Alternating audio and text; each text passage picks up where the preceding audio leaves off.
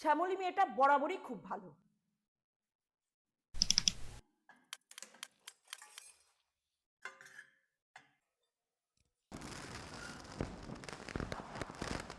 আরে ওর মাকে তো জিজ্ঞাসা করলাম, ওর মাই বললো শ্যামলী শ্বশুরবাড়ি খুব ভালো হয়েছে।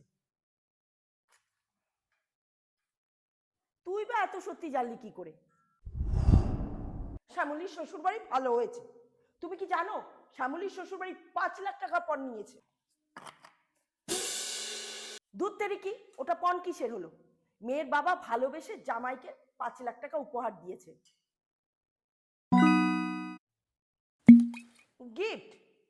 গিফট ওর বাবা জামাইকে দেবে কেন, শ্যামলীকে দেবে। সে তো তোমার বাবাকেও দিতে হবে, সে আর কি করবে? তোর সাথে যে ছেলের বিয়ে হবে সে তো পৌরসভা থেকে এসে ফ্রিতে তোকে নিয়ে যাবে না। আর পৌরসভা থেকে আসলেও এই 5 ফুটের ময়লা কেউ তো আর ফ্রিতে নেবে না।